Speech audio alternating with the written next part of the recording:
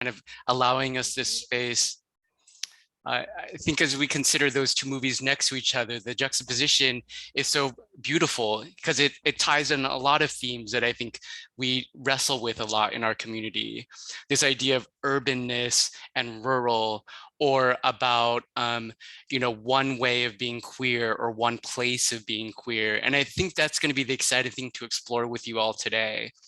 So we're going to just get started. We're going to have a conversation, and we hope that you folks can join along. Although you can't unmute yourself and speak, we highly encourage you to provide comment or questions, and we will address them with the panelists. So I think, as we think about this, the first thing that we saw was Kapaemahu, which is really rooted and grounded in a place in Hawaii. And then the second one was really rooted in other very specific place, which are the Christopher Piers in New York City. So as we consider this, and as we kind of look at, for example, Honolulu Pride and how it's centered kind of in the urban core of Honolulu, I wanted to explore a little bit about what it means to be queer and how to show pride in other spaces, in rural spaces, in our neighbor island spaces. So Kiva, if you don't mind starting off our discussion today, what does that mean for you? What does this idea of pride and LGBTQ plus mean in a space that's not an urban center?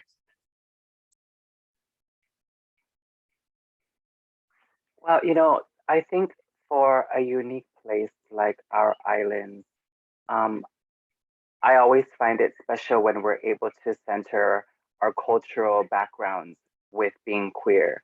I think it has, for me, been part of one of the most healing pieces of my journey as a trans woman is understanding, like we see in Kapaemahu, that the Mahu have a place within our society, within our culture, and it holds reverence and it's significant.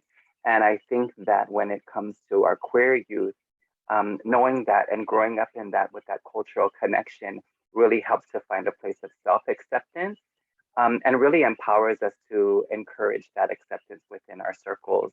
I just had the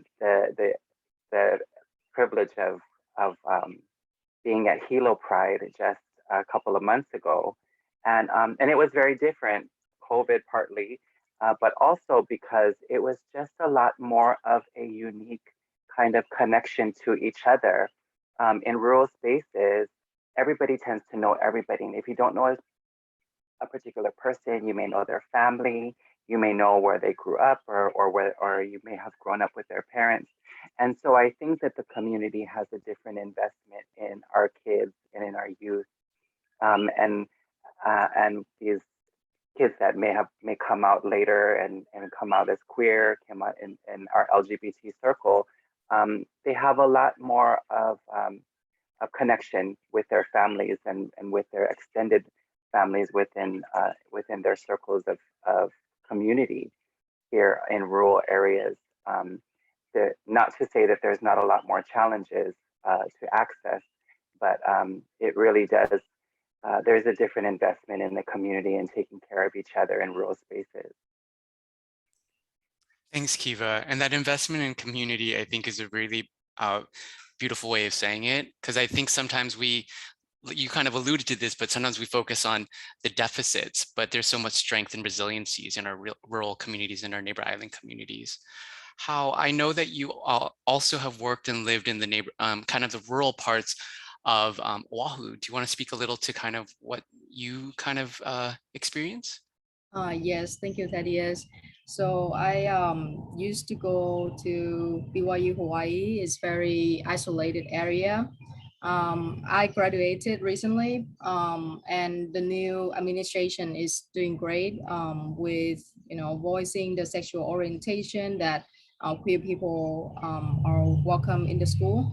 However, before the new administration, my experience wasn't that great. We have a long history of oppression. We cannot wear rainbow on campus, and that's very like sad. But we started Affirmation around March last year, and it has created a sense of community.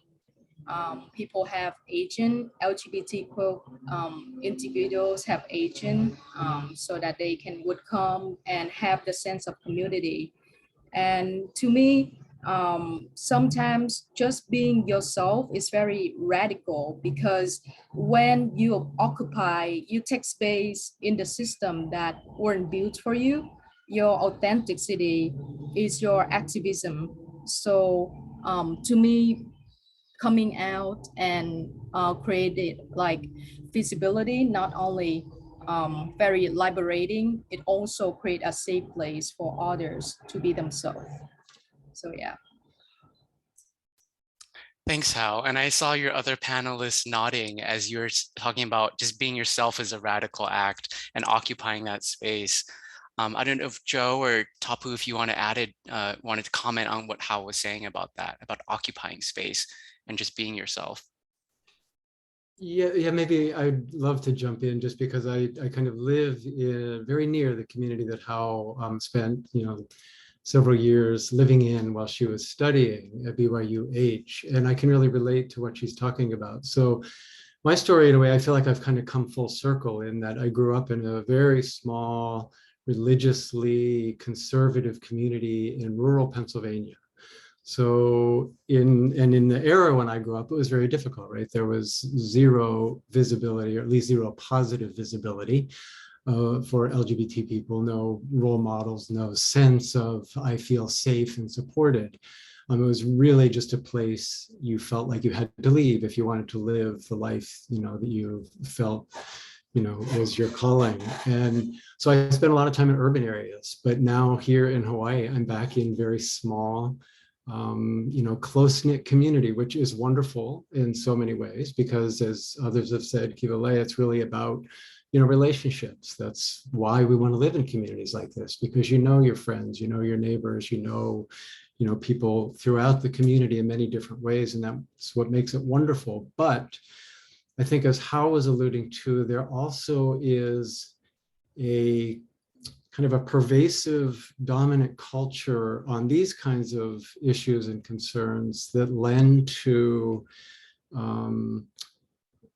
essentially silence. We know about it, but we don't talk about it. We know we have people, like that here, but, they don't, push themselves on other people, et cetera. It becomes this kind of code of silence that I think makes it very difficult, obviously, for especially younger people who are trying to figure out where they fit, whether it's in their family or their church or their community or their school. If they're not able to feel supported, then how can they thrive? And I think the final thing I'll say on that is there's a poet named Adrienne Rich who kind of put it very succinctly, and I think it captures what Hal was alluding to, which is, she said, when someone with the authority of a teacher or a preacher or some leader in your community describes the world and you're not in it, it's a moment of psychic disequilibrium, like looking in a mirror and seeing nothing. So if you can't see yourself in your community, then you can't be the best you can possibly be. And I think that's kind of what unites us all here, as we're working to figure out how do we change that equation in the communities we call home. Thanks, Joe. That's beautiful. And I love, I think sometimes it's easier to understand things in metaphors, and you talked about silence and you talk about invisibility. And so maybe, Tapu, if you don't mind, can you share a little bit of what you think the power of our voice is in kind of these rural settings, and how important it is to not be silent, or to kind of figure out ways to uplift voices? Sure, Thaddeus, absolutely. I think that having voices from rural communities are super important, because it doesn't lead to this savior mentality where we're going to come in and fix whatever problems you have, right? Because we want to be able to engage with the community. And I think this brings me back to pride in general. I think pride and anything associated with pride, it has to be place-based, right? It has to account for the people, the culture, right? Pride on the continent is going to be very different from the pride we have here. And in the same vein, the advocacy that happens on the continent, while it does sometimes uplift us here on the islands, it doesn't necessarily lift us up here in the islands, right? And so I think everything really does tie into, are we engaged with the communities that we're trying to serve? if the board, if the organization doesn't reflect the people you're trying to reach out to, then you don't have community buy-in, you don't have community legitimacy. I mean, from an indigenous perspective, you in essence are just recolonizing the people who are already there, right? Because you're not engaging them in the conversation. You're not engaging them in the decision making. So I think having voices is one thing, but making sure that they are able to meaningfully participate is a completely different conversation, right? Like, you know, we say having a seat at the table is good, but I think we can have it a step further, right? Like just having someone silent next to you doesn't do anything to uplift that community if they don't have an active role. Exactly. And thank you, Tapu. That's always words of wisdom from all of you. And I think that's beautifully said. Someone once told me, you know, why are we bringing people to our table? Why don't we go to their table, right? And see what they have to say. And I think that's wonderfully said. Tapu, I'm going to ask you to elaborate a little bit further because you mentioned this, and I think this is a perfect time for it.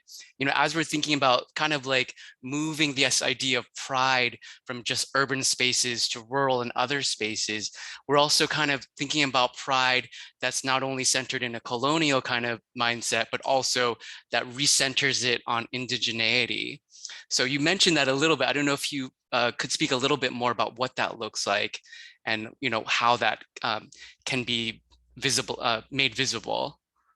Sure, Keiva actually pointed it out and I thought it was beautiful. It's about culture and it's about identity. Not too many people have the luxury or privilege to take off a hat, right? So for people from the islands, and I'm not just saying Hawaii, I'm saying Samoa, I'm talking Aotearoa, I'm saying all of the Moana Nui, the Pacific Ocean, who we are sexuality-wise, gender identity-wise, is part and parcel of who we are as a Samoan, of who we are as a Maori, right? And so when we want to celebrate, for example, Pride, we want to be able to celebrate these identities.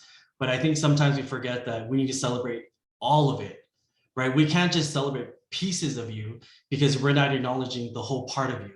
And I think this is why Kapaemahu is important. I think this is why, you know, what the Legacy Foundation is doing is important, is because we want to take away from just, you know, acknowledging that parts of you are beautiful and really wanting to know that every part of you, the cultural part, the location part, the socioeconomic part, that we acknowledge and recognize every part of your being. Awesome. Thank you, Tapu. And I think you're celebrating that multiplicity of not only our community, but of ourselves, I think is such an important part of Pride. Kiva, since, you know, Tapu had mentioned, you had brought it up earlier around culture, are you able to kind of speak to the multiplicity of people in our communities and also in ourselves and what that means for us as people living in these spaces? Sure. You know, I think Hina really had, you know, Hina and I were having a conversation a while back, and it was just as we were really kind of amping up our activism and our advocacy to protect Mauna Kea. And, you know, she was up on the Mauna just a few days after the kupuna were arrested, and she was going to be leaving and coming home to Honolulu.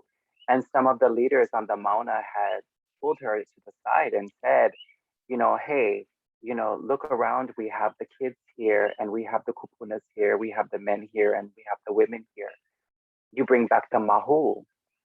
And that was really, really poignant for her because it was that reminder that there is this strength and then there's this perception and perspective that that we believe historically is you know, Kapaemahu tells that story that we have this ike, and whether it's about gender identity or whether it's being able to fluidly move about the duality of male and female, of feminine and masculine, whatever that looks like, it's difficult to kind of like separate it from our colonized perception of this question of sex and question of gender identity.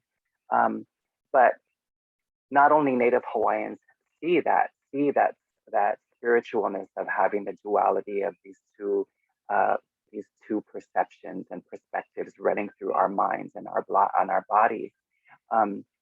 Many indigenous cultures have history of this. We can see it in the Domo in Africa. We can see it in the Babaylan in the Philippines. We can see it in Guanyin.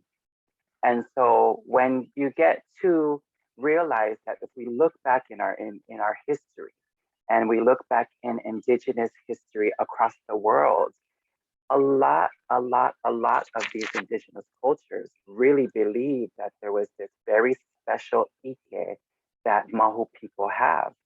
And the term Mahu can expand more just because of a gender identity. Before there was surgery and before there was hormones and before we tweezed our faces and all of these things, we just lived in our skin as Mahu, and we didn't like actively go to seek a different look. Like that's the colonized perception of the trans experience, right? But that's the colonized perception of being gender non-binary, right? We were non-binary without having to put on a certain outfit or without having to tweeze a certain eyebrow, and I think that looking back and really kind of like recentering into that space of understanding the way that indigenous people look at our roles in society and the way that we look at each other. We were just Oya. And in so many different languages, you can see that. That's so empowering to a community that is widely marginalized, that's widely affected in a society that wasn't made or built, that in fact was built against us. It's really an empowering piece to know. So when you take it back to our islands and growing up in our islands, and for our kids that grow up in rural spaces where still there's a lot of religious influence that has passed down by generations and generations, including in my own family, we could see that when our ohana connects back to that cultural piece, they find that acceptance in their kids again. They find that acceptance in the mahus that are being raised in their own family. And there's a sense of protection against it. As my family tends to see that I dive deeper into our cultural background, that I dive deeper into the realm of hula and oli and cultural practicing with and connection to the aina, they have a sense of pride. And then that the fact that I'm a trans woman is erased. And it's just that I'm just Kiva, I'm niece, I'm daughter, I'm sister, I'm cousin. And that mahu piece is irrelevant.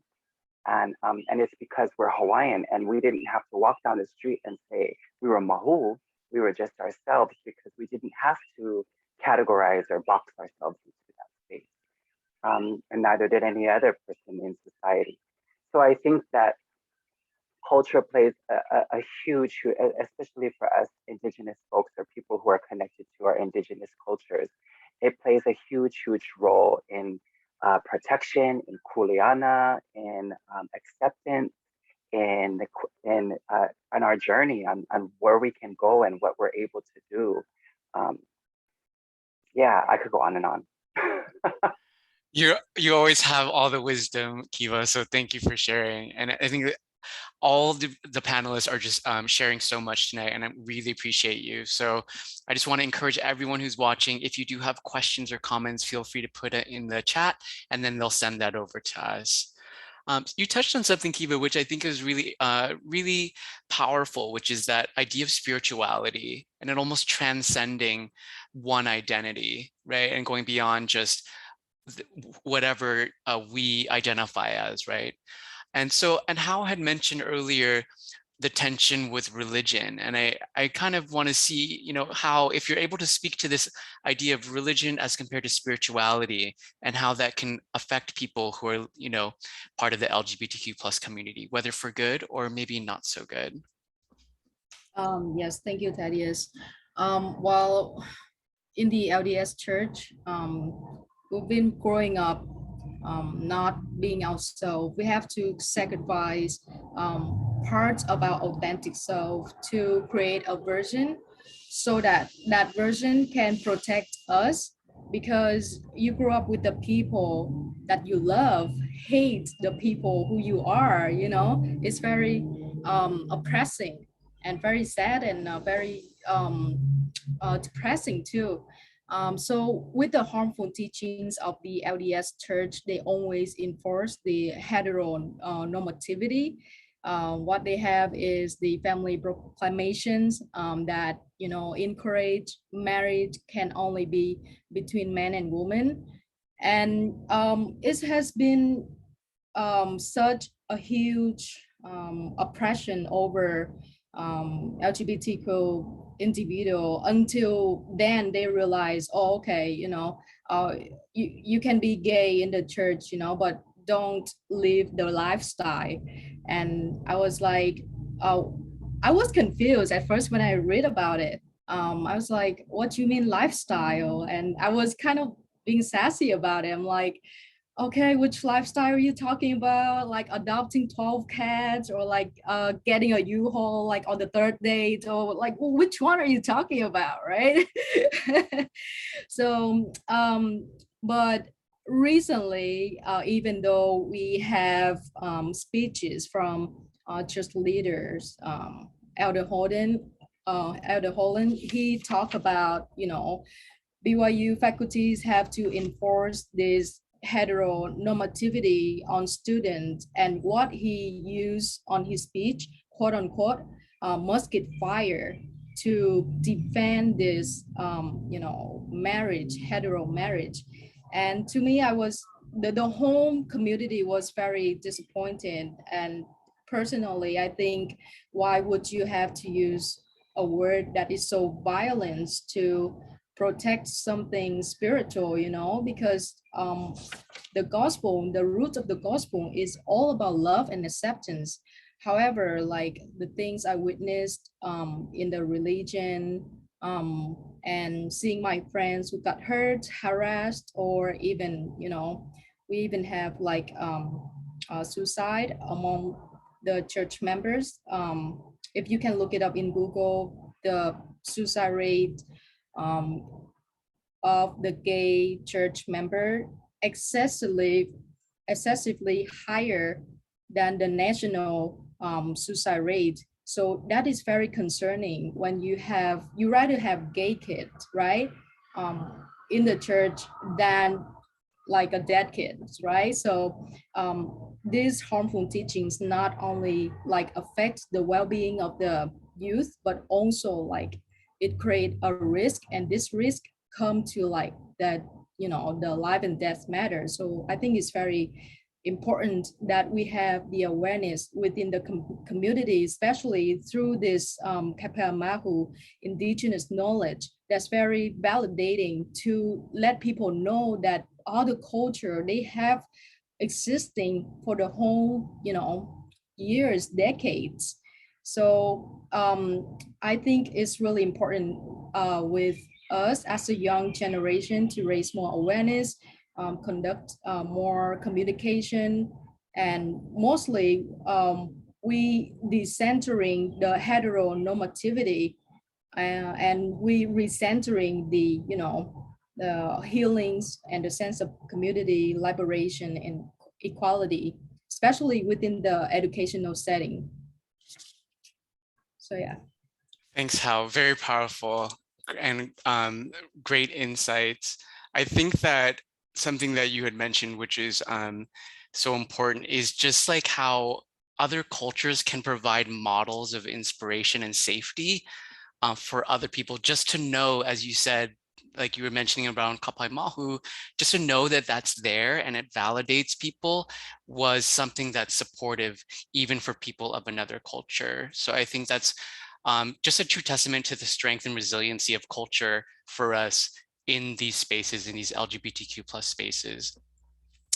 Joe, you know, as we think about that and as we kind of move towards the ends of our discussion today, I just wanted to ask, you know, someone had mentioned in the chat as well, you know, why was making Kapaemahu so important?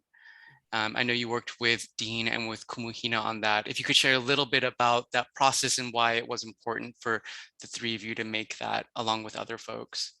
Yeah, thanks. And this conversation is actually making me think about that in a new way, which I'm really happy for. And that is, this monument that has existed for we think centuries on Waikiki Beach, one of the most prominent and visible locations for any kind of monument or symbol.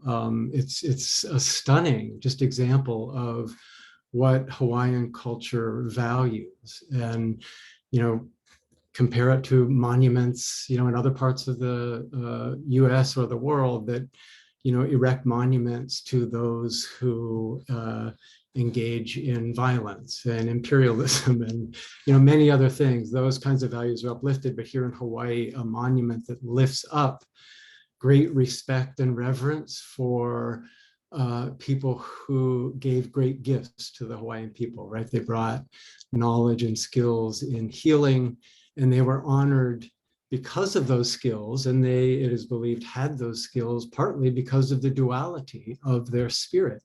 So that's a beautiful thing, and it stands as a symbol of that here in one of the most prominent sites in Hawaii, yet it's hidden in plain sight because the story of that monument, the story of the mo'olelo itself, as reflected in the official plaque, for example, on that monument, erases, hides the fact that these great and beloved healers were Mahu. So that's a terrible thing. And our part of our goal as a collaborative was to lift that back up as a great symbol of what communities could and should value, and how it can benefit all of us, right? It's not about any particular segment of our community, it's about all of us, because when all people in our communities are respected and treated with dignity, then that enhances all of our lives. And so what it's making me think about now, like how it's relevant, is this isn't really just about a monument there in Waikiki. To me, I hope what that symbolizes is all of us. We're talking about, in this context, kind of rural or kind of outside of urban settings, where there are many people like us who live in our communities who have these kinds of values, and maybe we're hidden in plain sight. And it's now kind of our responsibility, our kuleana, to be just a little bit more kind of visible in those values, because there are people watching us. We don't even know that they're watching us, but if they see us enacting our values, being who we are, or respecting others who are struggling to find support and love and care in their own communities, then that will create kind of ripples. And finally, that just hit home for me again today. So how use that incredibly, I think, devastating example of what one of the most powerful authorities in the Mormon Church did a couple of weeks ago, which is use his authority to condemn, or at least call upon, faculty administration within the BYU system here in Hawaii and other campuses to hold to the doctrine and not support LGBTQ folks on their campuses in the fullness of who they are. So that was a devastating, devastating act. And it obviously will send ripples of fear and worse across student populations. So today, that very person, Elder Holland, one of the 12 apostles of the Mormon Church, was here at BYU Hawaii, a beautiful day. Probably one of the most important days in Hawaii in a long time. A native Hawaiian scholar and educator was being inaugurated as the first native Hawaiian president of BYU, the campus here. I mean, just an incredible, extraordinary thing. And many of us have great hope for what his leadership means. But in his address, Elder Holland could not let the opportunity slip to make a homophobic comment in his reference to this new president. And that kind of comment comes out. He said it as a joke. Everybody in the auditorium laughs at the expense of, in this case, he made a reference to two men kissing. And it's those moments, right, where who in that auditorium was going to stand up and say something? Something should have happened, right? We often say we all are bystanders at times when racism and other forms of terrible things are happening that have huge and deep impacts. And Too often we don't stand up and do something. And I think, what everybody's work here reflects in one way or another is, it's long past time to not stand up. And we want to inspire other people, to stand up when they can, where they are, because it matters. Thanks, Joe. And that's a very powerful story. How I saw you unmute yourself. Did you want to respond to that? Yes. So when I was at BYU Hawaii, I advocate every day within my power to bring the visibility on campus. And yet I felt very anxious. I wake up every day and thinking, if tomorrow they're gonna like kick me out of school because I'm gay, because that happened many times. So I was really anxious, but here's what keeps me going, because I am tired of seeing my friends got harassed, even though got, beaten up just because they're gay within the church that advocate for love and acceptance. To me, it's really hard.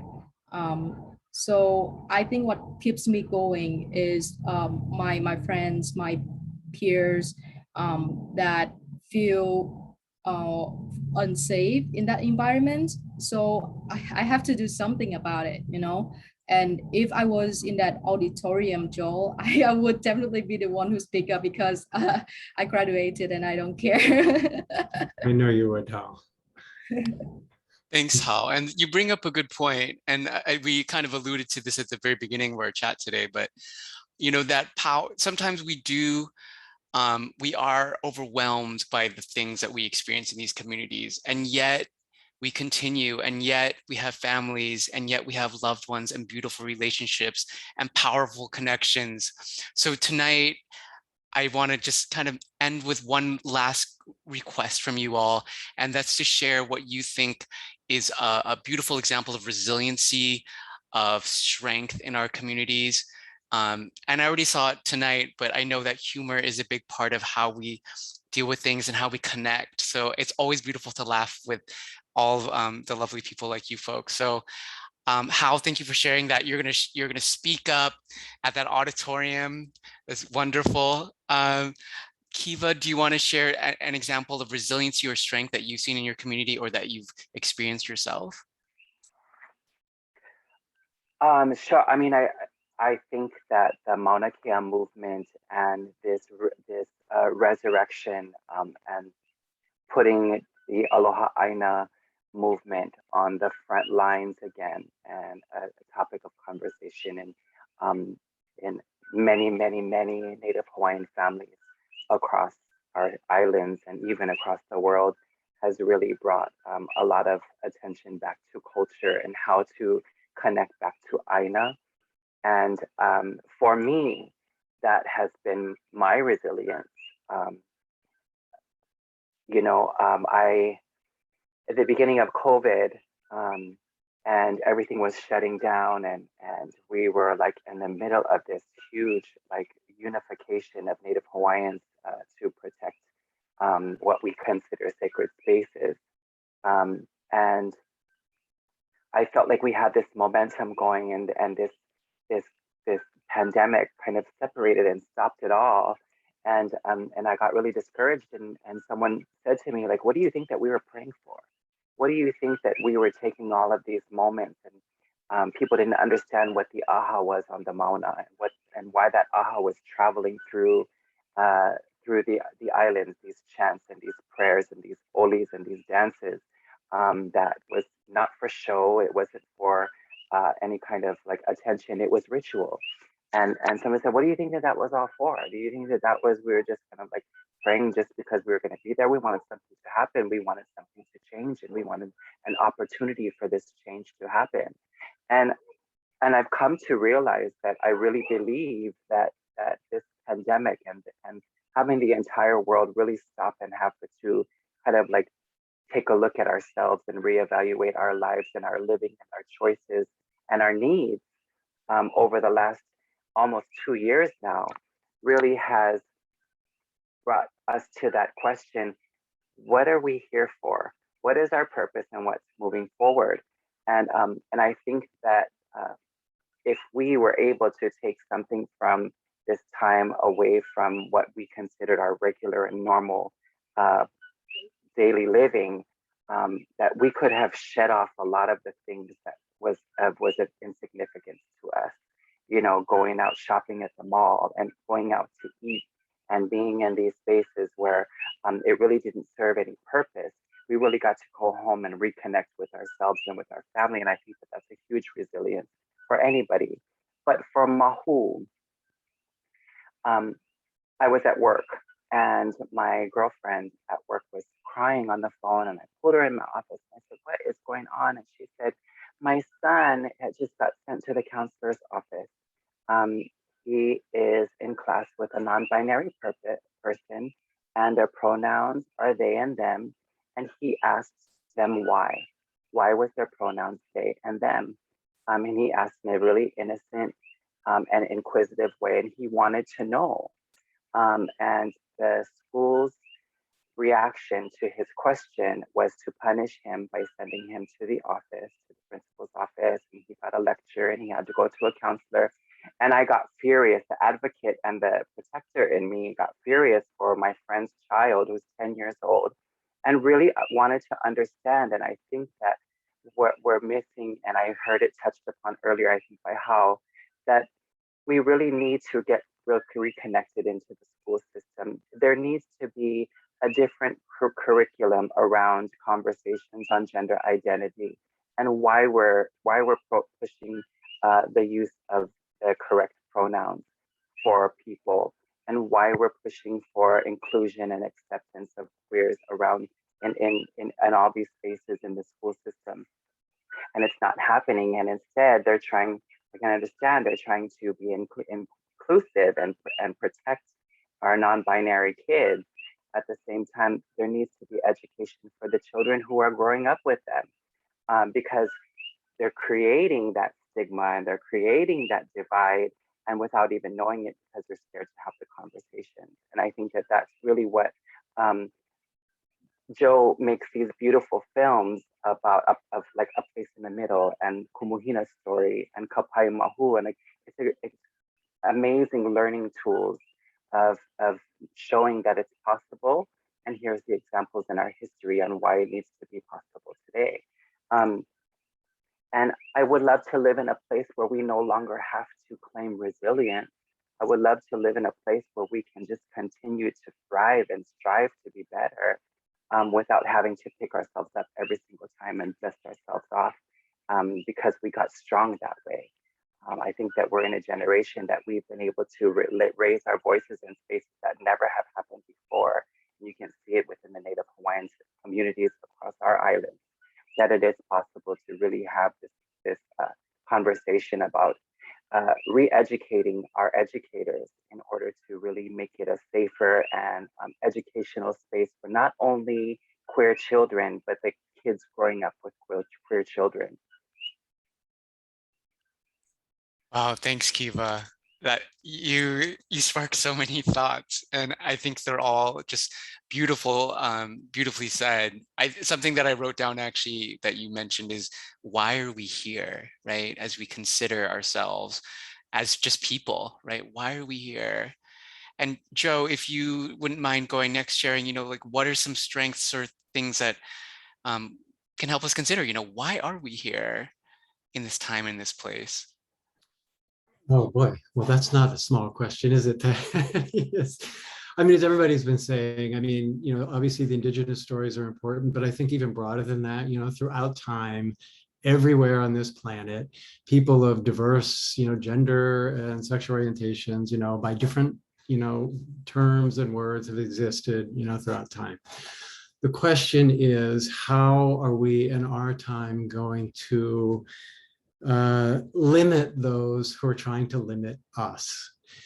So I think that's, kind of what's most important. And you ask kind of finally, what's like something you've seen that's inspiring in your community? And I'll say, here, there's something really exciting going on. And by here, I mean the North Shore and Oʻahu region.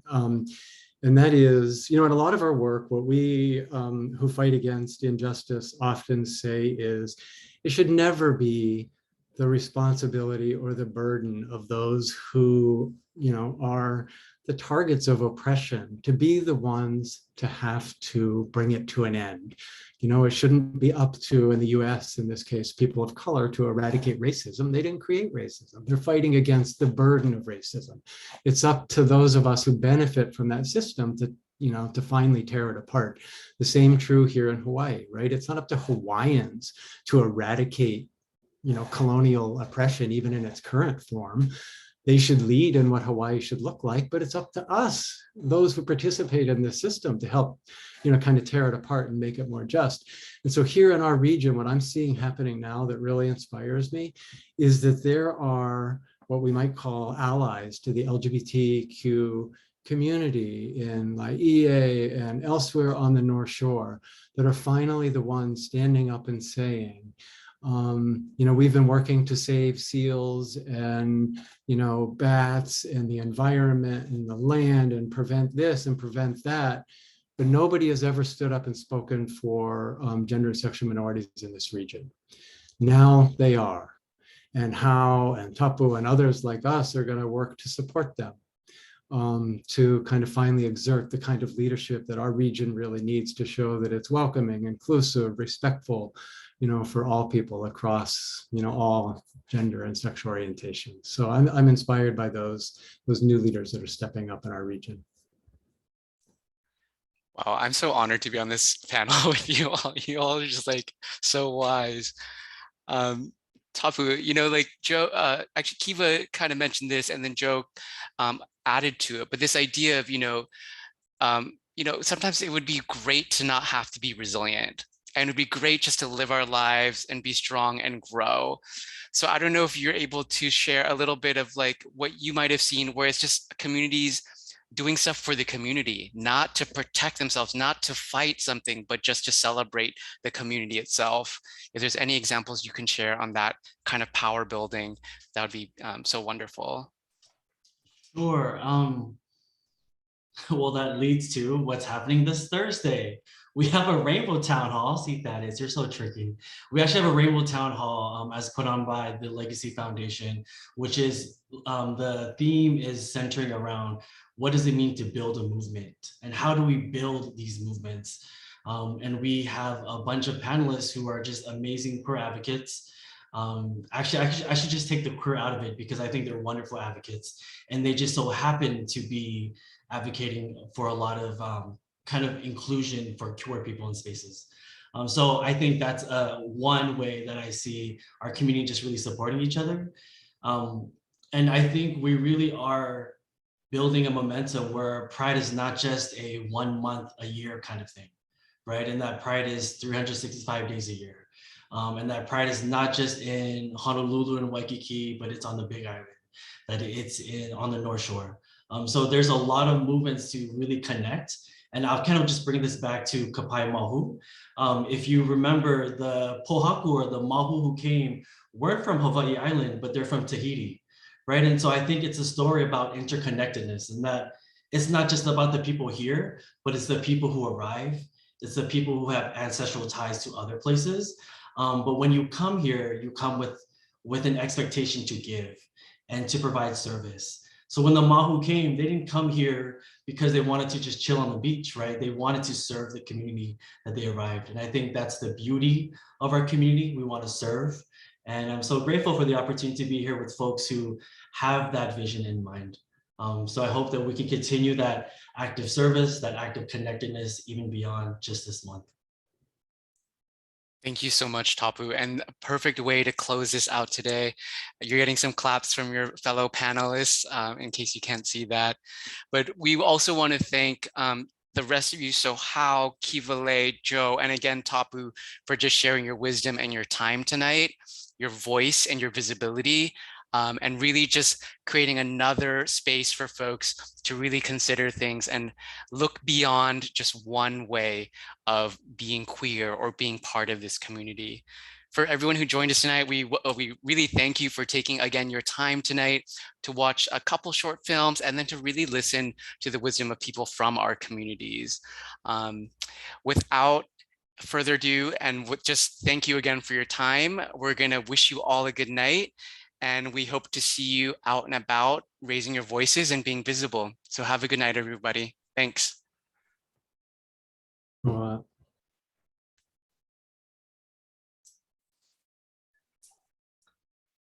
Joe, we didn't get to say it, but again, just because we get to have this conversation, thank you so much for really telling the story of Kapaemahu. Tina and I have talked about it many times, and we've been able to, decompress and debrief and break it all down. But it's really because of the magic that you folks create. You really brought a beautiful story to life for more than just Mahu, but just for Hawaiian. So thank you for continuing to tell these stories and making it appealing to the masses and not just for our community, but for everybody. Thanks, Keivalei. That's really important to hear. And just something I want all of you to keep in your minds is that starting June next year, the Bishop Museum here in Honolulu will be doing an exhibition on the healer stones of Kapaemahu. And I just think it's going to be an exciting time. So I hope all of this kind of energy we can kind of bring into the 3 or 4 months that will be up, and to see how we can use it as an opportunity to expand these kinds of conversations.